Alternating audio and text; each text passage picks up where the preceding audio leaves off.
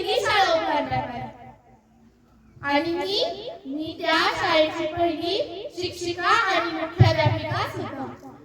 मी सावित्रीबाई फुले बोलते. हो, ही सावित्री जिला समाजाने दाबण्याचा प्रयत्न केला, जिला बाई म्हणून घरात बसवून ठेवायचे होते, जिला शिक्षण हा शब्द उच्चारायलाही मनाई होती. पण मी त्या बंद दरवाजांना सलाम ठोकला आणि म्हणाले, दरवाजा मला थांबवू शकत नाही. मी जन्मले तेव्हा कोणी दिवे लावले नाही, कोणी दिवाळी साजरी केली नाही. मुलगी झाली काय उपयोग असे शब्दच कानावर ऐकू आले. पण माझ्या आईच्या डोळ्यात एक वेगळी चमक होती. तिला वाटलं होतं ही मुलगी काहीतरी वेगळं करणार. ती माझी पहिली गुरु. वय वाढलं तर जगातील सर्वात कठोर सत्य डोळ्यासमोर आलं. मुलगे मोकळेपणाने धावत होते आणि मुलीचे पाय स्त्रीच्या दुधात अडकवले होते. समाज म्हणत होता स्त्रीचं आयुष्य सेवा, सहनशील आणि शांतता. पण मला समजत नव्हतं स्त्रीचा आवाज एवढा धोकादायक कसा. त्यानंतर माझ्या आयुष्यात आले ज्योतिराव. वयाच्या 9व्या वर्षी ज्योतिराव गोविंदराव फुले या व्यक्तीशी माझा विवाह झाला. हळूहळू माझ्या लक्षात आलं ज्या व्यक्तीशी आपला विवाह झालाय तो व्यक्ती सामान्य नसून लाखोंना, हजारोंना जगण्याची प्रेरणा देणारा एक क्रांतीसूर्य आहे. त्यांनी माझ्या हातात पुस्तक दिलं. पुस्तक जे मला दारापेक्षाही मोठं, उजेडापेक्षाही तेजस्वी आणि श्वासापेक्षाही आवश्यक झालं. ते म्हणाले, सावित्री तू फक्त माझी पत्नीच नाहीस तर तू लाखोंच्या भविष्याची आई आहेस. त्या शब्दाने क्रांती नव्हे, एक स्त्री नव्हे तर एक क्रांती जन्माला आली. मला आठवतं पहिल्यांदा मी शाळेत जाताना हातात पुस्तक, अंगावर जुना साडीचा फडका, पण मनात एक समुद्राची ताकद, आकाशाचे स्वप्न. लोकांच्या नजरा जळत होत्या, जणू विचारत होत्या काय तुझी अवकाश, शिकवायला निघाली. त्या दिवशी लोकांनी माझ्यावर माती, दगड, घाण काय फेकलं, पण मी शांत राहिले. पण माझ्या मनात एक अग्निज्वाला पेटली.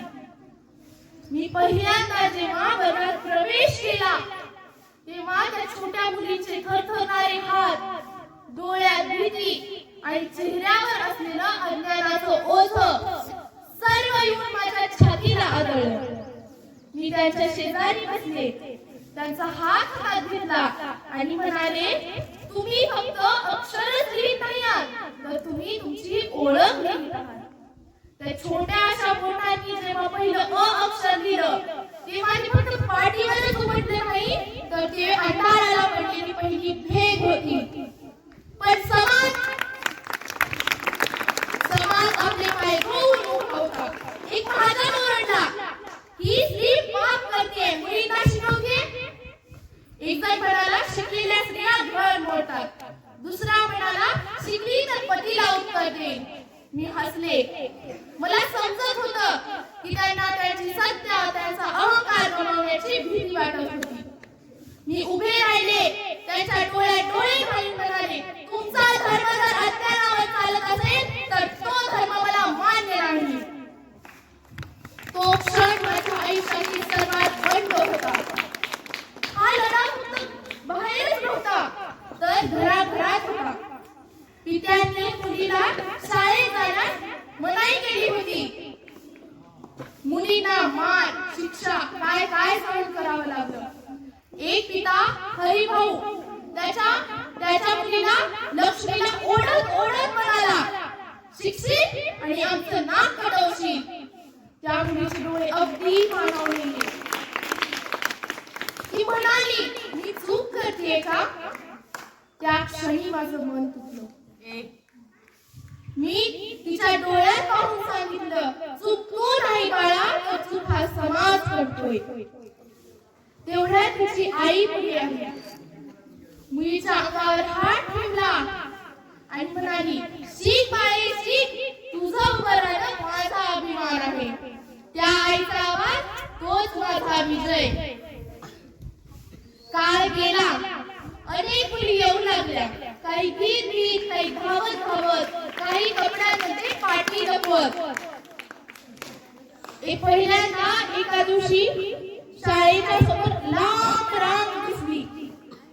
मुलींची, मातांची, आशेची, बदलाची.